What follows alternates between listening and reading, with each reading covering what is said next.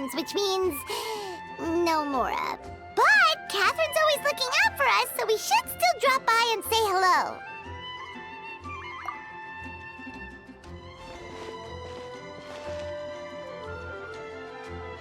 Greetings, traveler. Paimon. Hey, Catherine!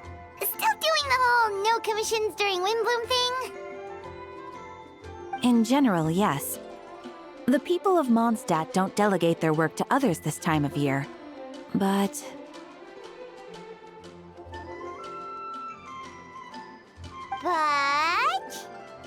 feel free to take a look around. I think you'll pick up on something unusual. Take a look around, huh?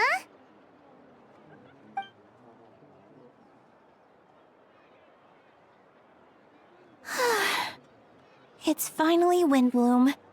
And here I am ruining everything. You're a bit tired. No big deal.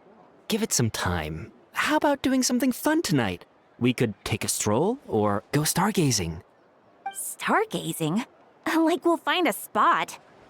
You know people start reserving places on Starsnatch Cliff the moment the sun goes down. Sorry, I'm just not in the mood. I should go. Whoa! Something's off with Beatrice. She would never give up a chance to talk to Quinn. This is weird. Oh, you're leaving?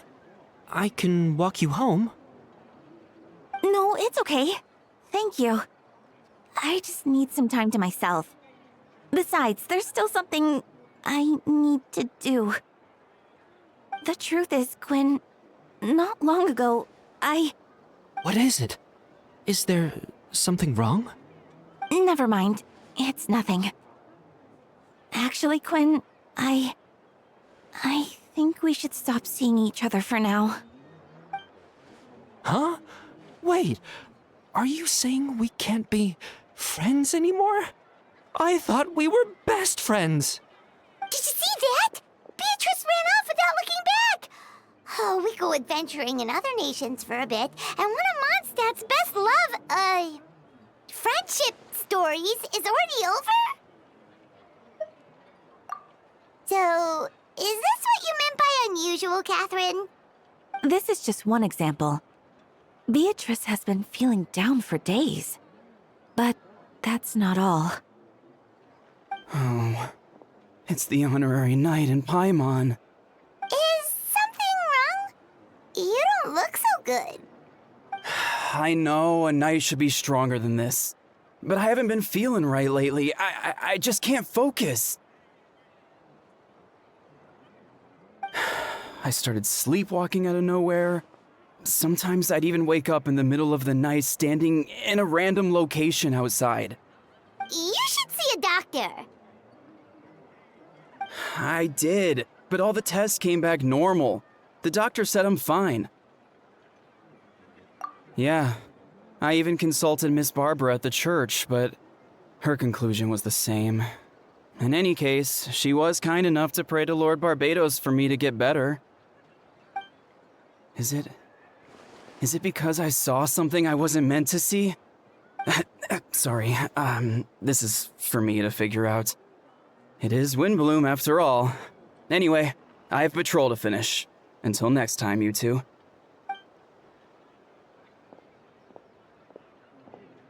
Huh. Is it something in the air, maybe?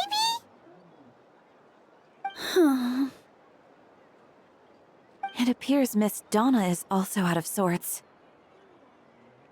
Oh, where can I find a truly fascinating man? Wait, but Donna is the one who has a huge crush on Diluc, right? That's what I thought too. But she seems to have changed her mind. Is that Captain Kaya? Huh. Now that I look at him, he's exactly my type. How come I never felt this way before? I'm flattered, Miss Donna. Although, I do wonder whether that was intended for outside ears. Oh, no. Of course not. I'm sorry, Captain. Just pretend I didn't say anything.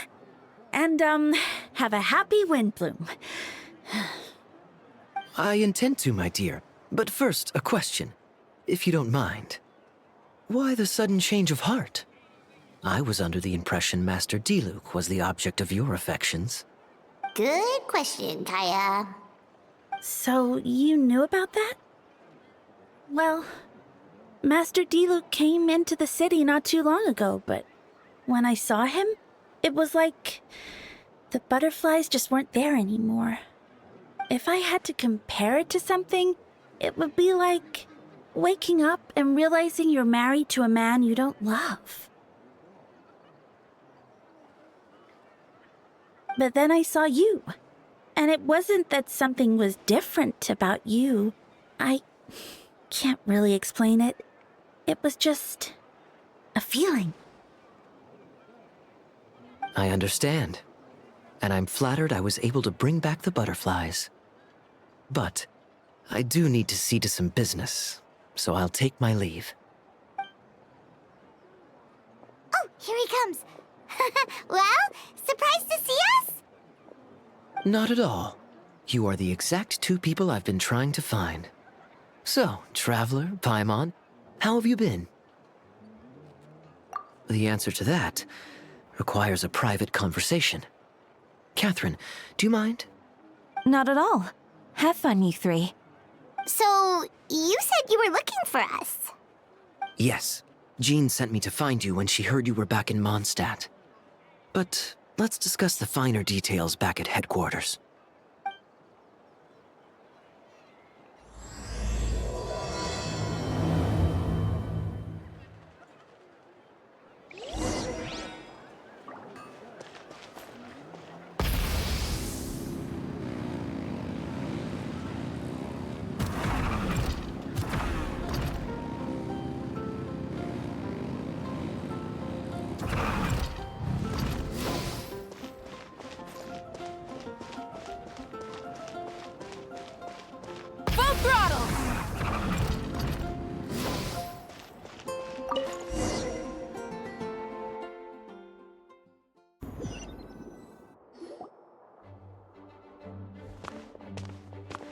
Ah, Kaya, you found them.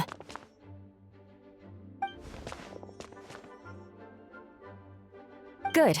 With what's about to happen, it's great to have you in town. Whoa, headquarters are packed. What's going on? Honorary Knight Paimon. Oh, it's an honor to meet you. I believe introductions are in order?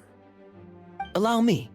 You have Note, Captain of the Second Company, Skyron, Captain of the Third Company, Eula, Captain of the Fourth Company, and me, of course, Captain of the Ninth Company.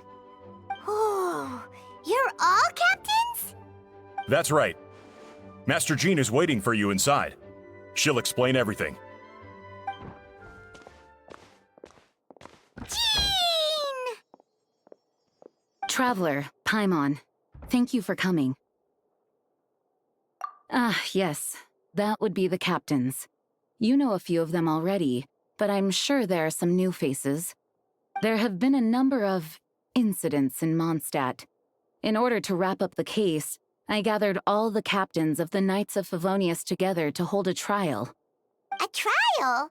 But this is Mondstadt, not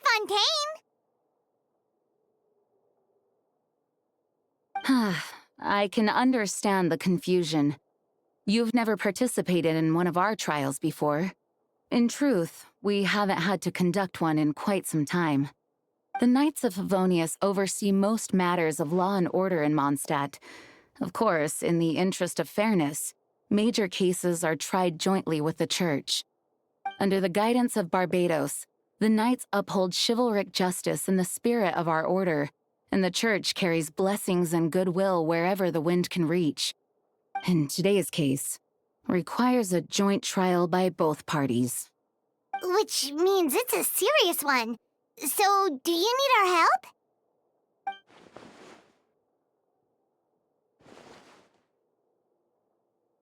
Right! He's the captain of the investigation team!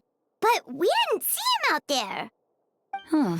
A keen observation, Traveler. That happens to be exactly why I called you here. In the upcoming trial against Captain Albedo, we will do our utmost to understand the facts of this case and deliver a fair and impartial verdict. Albedo is the one on trial?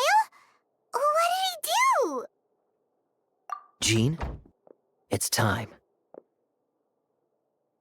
Understood. Traveler, Paimon, come with me.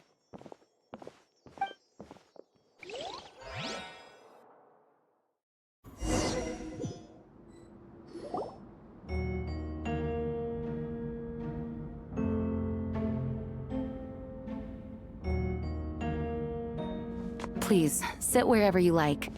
I only ask that you remain calm no matter what you hear. I need to head over there. Don't worry. The trial will be fair.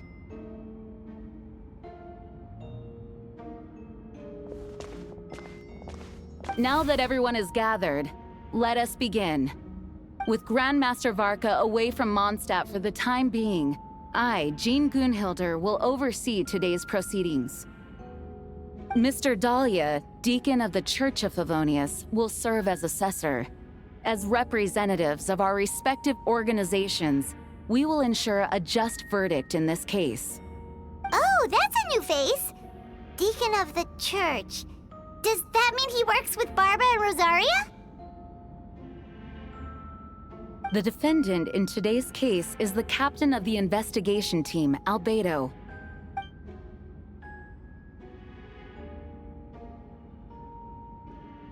Certain aspects of this case are classified, and it remains uncertain whether the alleged victims are citizens of Mondstadt.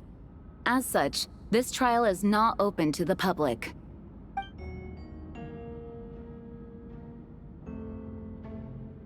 If guilt is established in this case, all facts will be made public after the final verdict is delivered. Now, the captain of the logistics company, Miss Hertha, will present the charges. The court appoints Mr. Kaya to speak on Mr. Albedo's behalf. Are both parties ready to proceed? Yes. Ready to proceed. Miss Hertha, the floor is yours. Prior to this trial, the Knights of Favonius, in conjunction with the Church, launched an investigation into Mr. Albedo for suspected murder and unlawful disposal of human remains. Murder? A witness stated that, 11 days ago, in the middle of the night, she saw the defendant southeast of the city gates, dragging a large object she later identified as a human body.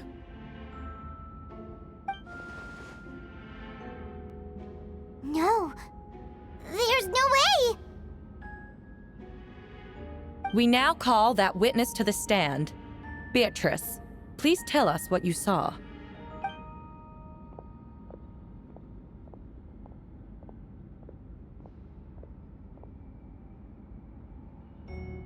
Well, I was out late that night on business.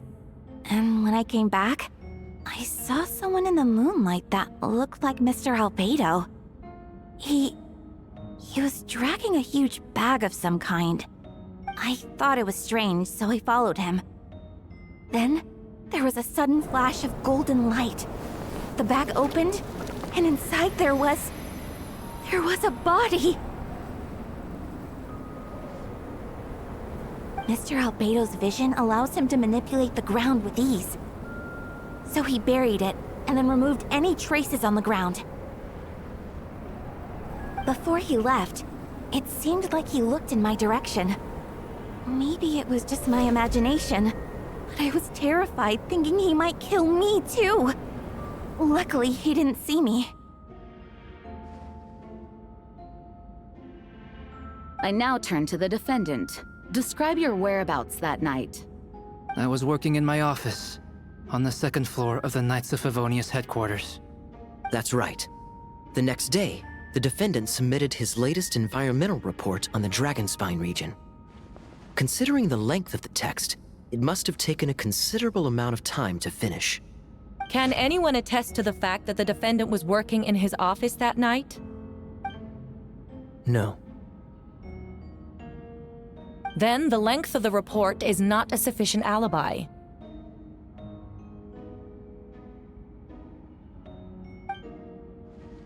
This isn't looking good.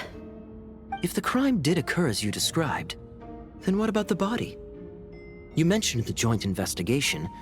Well, was the body recovered? Not yet. In other words, you dug up the location Miss Beatrice described and found nothing. You don't find that suspicious? I know what I saw. I'm telling the truth, Miss Hertha, I swear. Also, didn't you say that speaking out would help protect the people of Mondstadt? Otherwise, I'd never put myself out here like this. You're doing the right thing. Besides, the investigation wasn't fruitless. A single man's shoe and a torn piece of fabric were found in the bushes near the crime scene. The same location the witness described. If no crime occurred, then is all this just a coincidence? And yet, no victim has been identified, correct? It's true. No one has been reported missing. However, Miss Beatrice harbors no ill will toward the defendant. Her testimony clearly points to a crime, and she has no reason to lie. Does the defendant wish to say anything in response? You may believe otherwise, Miss Hertha, but I did not kill a single person. As a knight and the captain of the investigation team, I have a duty to protect Mondstadt and its people. You accuse me of murder, but there's no body or motive. The defendant raises an important point. Motive. Yet, I must be frank, not all murders are premeditated. Spontaneous conflict can also have unforeseen consequences. Nevertheless, I don't intend to prosecute this case on circumstantial evidence alone. Which brings me to the second charge against Mr. Albedo. Second charge? Please proceed. 7 days ago, at dawn, a witness saw the defendant dispose of the body of an adult male in the area between Dragonspine and Dawn Winery. I now call the second witness to the stand. Wait, that's... Diluc Roggenvinder. Please tell the court what you saw. At around 3:40 in the morning, I saw Mr. Albedo dispose of a body beneath a cliff. It was dark, but he used the power of Geo to illuminate his surroundings. From what I could tell, it looked like the body of an adult male. Tall and thin, but I couldn't make out the age. He buried the body underneath the cliff and smoothed out the ground to remove any traces. We now have accounts from 2 separate witnesses that describe the same modus operandi. Would you call that a coincidence? I would only inquire as to what Mr. Diluc was doing in that area so early in the morning. Not the most opportune time for a stroll. Is there such a thing? Dawn Winery is my home. It's not unusual for me to take walks in the area. I just happen to be in the right place at the right time. That's all. Master Diluc is a well-respected figure in Mondstadt. I see no reason for him to frame Mr. Albedo. Yet, the question remains, where are the bodies? Before you suggest a lack of evidence, Mr. Kaya, you should know. After the defendant left that morning, the witness found this where the body was buried. And this is? What looks like the teeth and femur of a human. Now, it does beg the question. If the burial was fresh, why is this all that remains of the body? But I suppose Mr. Albedo is the only one who can answer that. Careful now, Master Diluc. I do believe I hear a presumption of guilt in there somewhere. These remains suggest an accelerated rate of decomposition. Considering the defendant's profession, there's reason to suspect that alchemy is at play here. Both witnesses saw golden light, a known byproduct of alchemy. That's how the defendant destroyed the bodies. The light also explains how the witnesses were able to get a clear view of the events in the dark. So, that's your angle. Alchemy. A logical assessment, but we have a witness of our own. The afternoon before the alleged second murder, Mr. Albedo had a lengthy intellectual exchange with his student, Sucrose. The two were in the library until the next morning. Why did the discussion last so long? Miss Sucrose was presenting the results of her research. She noticed some flaws in the data and insisted on reviewing her calculations until the next morning, with Mr. Albedo present. That's right. We were in the library together. You're certain Mr. Albedo was present the whole time?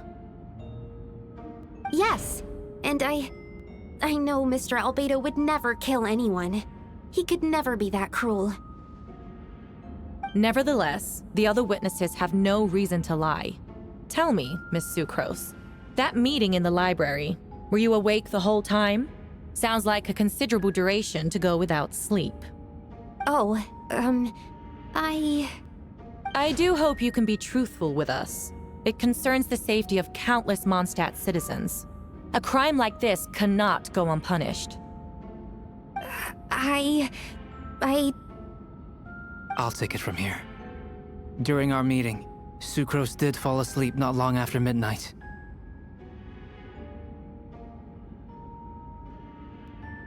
It's all right, Sucrose. You don't have to lie for me. This is a sacred place of judgment.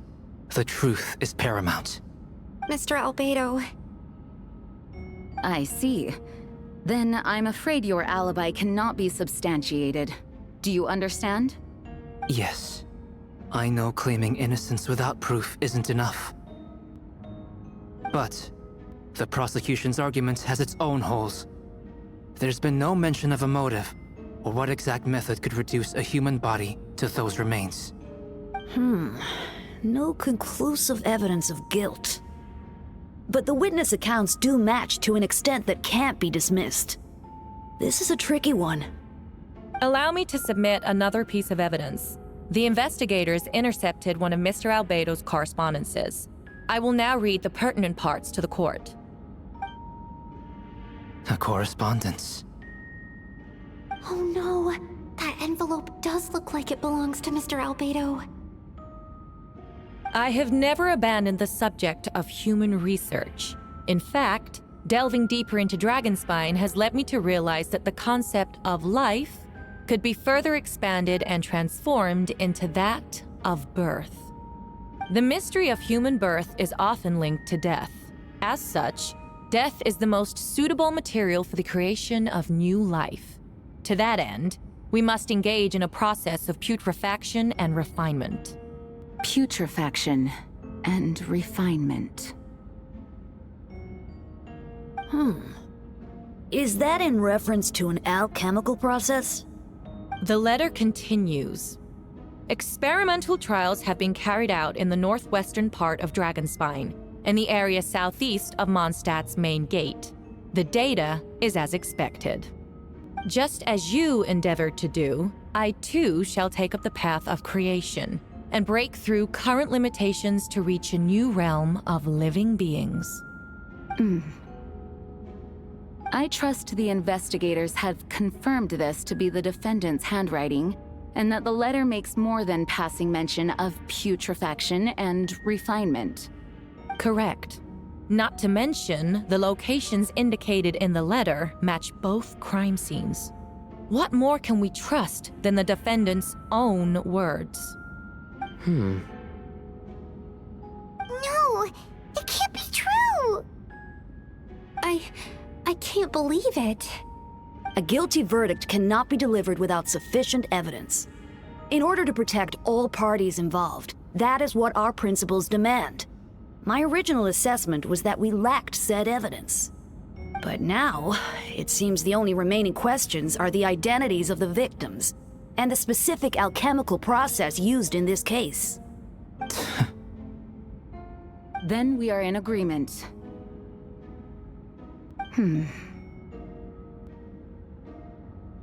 The evidence is conclusive.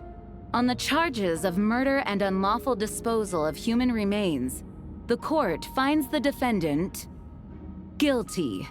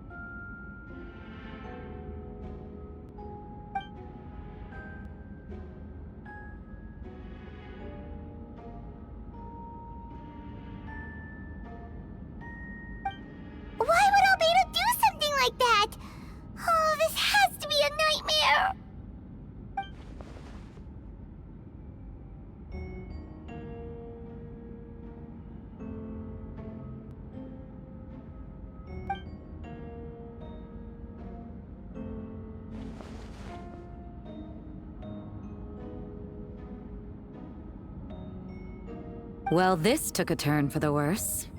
Rosaria! Oh, when did you get here? I've been here the whole time. I happen to have a message to pass along. Yes. You're needed at Starsnatch Cliff. He's waiting for you there. Who is he? You'll know when you get there. Go on now. Time is like the wind. It waits for no one.